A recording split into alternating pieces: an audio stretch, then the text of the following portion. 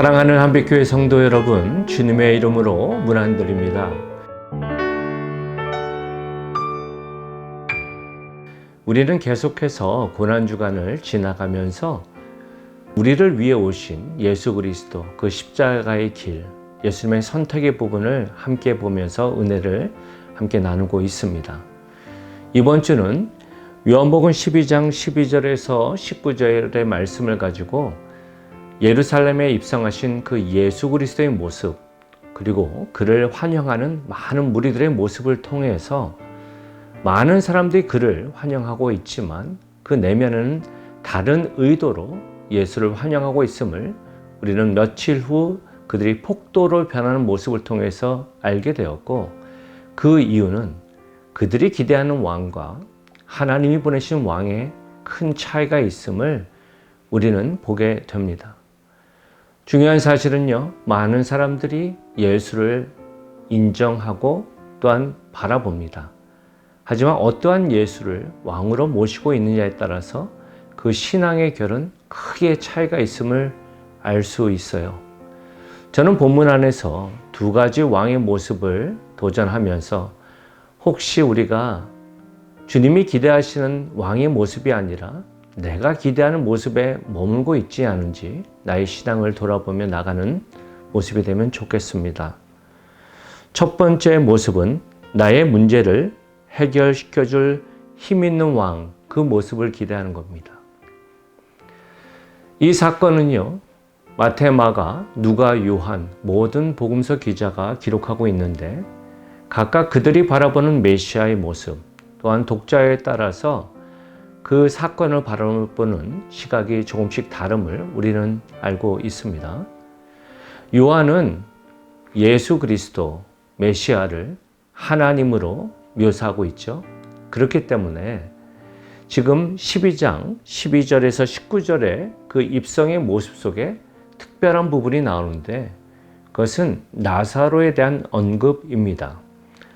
9절에 보면 이렇게 말합니다. 유대인의 큰 무리가 예수께서 여기 계신 줄을 알고 오니 이는 예수만 보기 위함이 아니요 죽은 자 가운데서 살리신 나사로도 보려 함이러라. 흩어져 있는 모든 유대인들은 예수 그리스도의 소식을 들었습니다. 그의 놀라운 기사와 이적을 들었습니다. 그리고 죽은 자도 살리신 능력이 있다는 소식을 들었고, 그들이 오랜 여행을 통해서 예루살렘에 왔을 때 그곳에 예수님뿐만 아니라 죽었다 다시 살아난 나사로도 있다라는 그 이야기를 듣고 그들이 관심을 갖고 봤다라고 요한은 말합니다.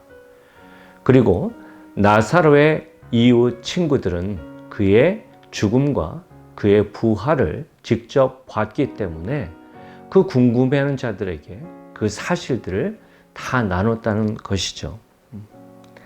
요한복음 12장 10절에서 11절을 보면 이렇게 말합니다. 대제사장들이 나사로까지 죽이려고 모의하니 나사로 때문에 많은 유대인이 가서 예수를 믿음이러라.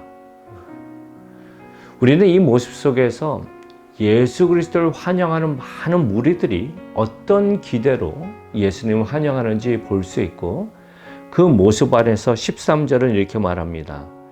종려나무 가지를 가지고 맞으러 나가 외치되 호산나 찬송하리로다. 주의 이름으로 오시는 이 곧 이스라엘의 왕이시여 하더라. 지금 호산나 찬송하는 그 모습은 시편 118편 25절을 인용하는 겁니다. 여호와여 구하옵나니 이제 구원하소서. 여호와여 우리가 구하옵나니 이제 형통하게 하소서. 역사적으로 봤을 때요, 이 시편은 유다 마카베오가 혁명을 일으키고 헬라인들을 몰아냈을 때 이 시편을 인용했고, 사람들은 그 모습 안에 이스라엘의 회복, 이스라엘의 영광을 기대했다라는 겁니다. 하지만 그 혁명은 수포로 지나갔죠. 100여 년이 지난 후에 이제 예수 그리스도께서 이곳에 예루살렘에 오셨을 때 그들이 똑같은 기대로 찬양했음을 보는 것은 억지가 아님을 알 수 있습니다. 한마디로 그들은 이런 모습으로 나아간 겁니다. 병든 자를 고치시고 죽은 자를 살리시는 그 권능. 이분이 진정한 메시아시구나. 이분이 진정 이스라엘을 회복시킬 왕이시구나. 이분 앞에 나의 인생을 거는 것은 결코 헛되지 않는다라는 그런 마음의 동기로 그들은 예수를 환영한 것입니다. 하지만 며칠이 지난 후에 그들은 그들이 기대하는 왕이 아님을 알게 되었고 결국 똑같은 목소리로 외치며 그를 십자가에 못 박으라는 모습으로 그들은 변절했죠. 저희는 이 모습을 통해서 이러한 신앙의 무서운 약한 부분, 이러한 신앙의 부족한 부분을 우리가 바로 알아야 할 줄 압니다. 예수를 구주로 영접하고 왕으로 인정하며 나의 시간과 나의 물질과 나의 모든 헌신을 결단한다 할지라도 그것이 나의 원함을 채우기 위한 동기로 예수님을 높이는 부분이라면 그것은 결코 바른 모습이 아닙니다. 하나님을 온전히 영접하고 예수님 앞에 힘써 나아갈 때 주님은 우리의 연약함을, 우리의 억울함을, 우리의 마음의 원한을 풀어주십니다. 하지만 그것이 믿음의 동기가 될 때, 그리고 그것이 내가 기대하는 답이 되지 못할 때 그 신앙은 언제나 넘어지고 오히려 하나님이 기뻐하시지 않는 모습으로 변절될 수 있음을 우리는 바로 알아야 합니다. 마태복음 6장 31절에서 32절은 이렇게 말합니다. 그러므로 염려하여 이르기를 무엇을 먹을까, 무엇을 마실까, 무엇을 입을까 하지 말라. 이는 다 이방인들이 구하는 것이라. 너희의 하늘 아버지께서 이 모든 것이 너희에게 있어야 할 줄을 아시느니라. 기도는 우리의 신앙의 동기를 보게 합니다. 하나님은 무엇을 먹고 입고 필요한 것을 다 아십니다. 주님이 그 부분을 기도하지 말라 하시는 것은 그것이 너에게 필요 없다가 아니라 오히려 더 귀한 것, 더 큰 것을 소망하며 기도하라는 뜻이겠죠. 바라기는 저와 여러분이 그런 부르심 앞에서 하나님이 바라보기 원하시는 왕으로 보기를 원합니다. 그것이 두 번째 왕의 모습과 연결됩니다. 바로 하나님의 뜻에 순종하시는 겸손의 왕의 모습입니다. 14절에서 15절을 보면 이렇게 말합니다. 예수는 한 어린 나귀를 보고 타시니 이는 기록된 바 시온 따라 두려워하지 말라. 보라, 너의 왕이 나귀 새끼를 타고 오신다 함과 같더라. 예수님이 어린 나귀를 타고 오시는 것은 탈 것이 없으셔서가 아니라 하나님의 말씀의 성취임을 우리는 알아야 합니다. 500년 전 스가랴 선지자를 통해서 장차 오실 메시아는 이런 모습이 될 것이다 말씀하셨는데 9장 9절에 보면 이렇게 말합니다. 시온에 따라 크게 기뻐할지어다. 예루살렘에 따라 즐거이 부를지어다. 보라, 내 왕이 내게 임하시나니 그는 공의로우시며 구원을 베푸시며 겸손하여서 나귀를 타시나니 나귀의 작은 것 곧 나귀 새끼니라. 나귀를 타고 오시는 예수님의 모습을 통해 우리는 두 가지의 부분을 바로 알아야 된다 말씀드렸습니다.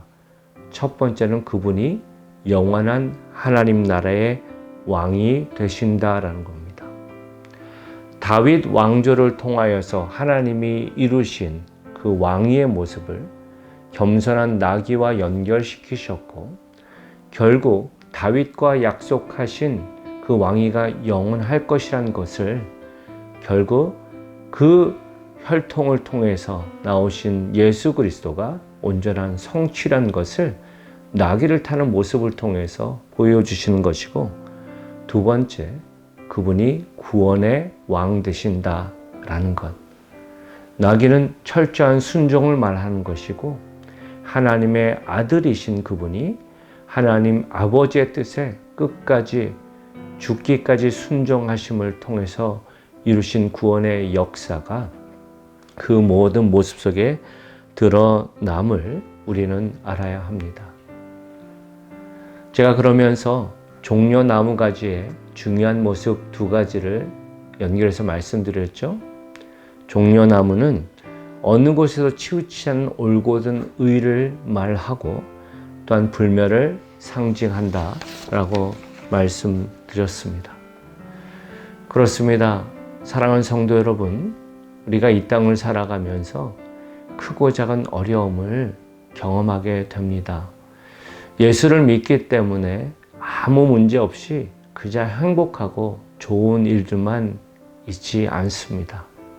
그럼에도 불구하고 우리가 그 가운데 소망을 잃지 않고 힘있게 설 수 있음은 결국은 이 고통도 이 눈물도 다 지나갈 것이고 하나님의 영광의 그 자리에서 우리가 힘있게 설 것임을 예수 그리스도의 순종, 그의 고난과 죽음, 또한 부활과 영원한 생명의 부분 안에서 우리가 믿기 때문입니다.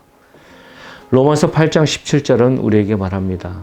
자녀이면 또한 상속자, 곧 하나님의 상속자요 그리스도와 함께한 상속자니 우리가 그와 함께 영광을 받기 위하여 고난도 함께 받아야 할 것이니라. 십자가를 묵상하는 이 계절, 십자가의 고난, 그것이 결코 피할 수 없는 것임을 우리는 바로 압니다. 하지만 고난이 끝이 아니라 더 큰 영광이 우리에게 있음을 기억하면서 저와 여러분이 진정한 평강의 왕, 순종으로 함께 하신 예수 그리스도를 바로 믿고 따라가는 주님의 제자로 서기를 높으신 예수님의 이름으로 축원드립니다. 함께 기도하시겠습니다. 참 좋으신 아버지 하나님 감사합니다. 저희들이 사순절 또한 고난주간을 지나가면서 우리를 위해 흘리신 그 하나님의 크신 희생과 사랑을 묵상합니다. 십자가를 통해 보이신 하나님의 놀라운 사랑을 우리가 다시 한번 생각하며 우리가 얼마나 소중한 존재인지, 또한 하나님이 우리를 얼마나 사랑하시는지, 또 우리를 통해 얼마나 놀라운 일들을 또 기대하고 계시는지 우리 성도들이 바로 알기를 원합니다.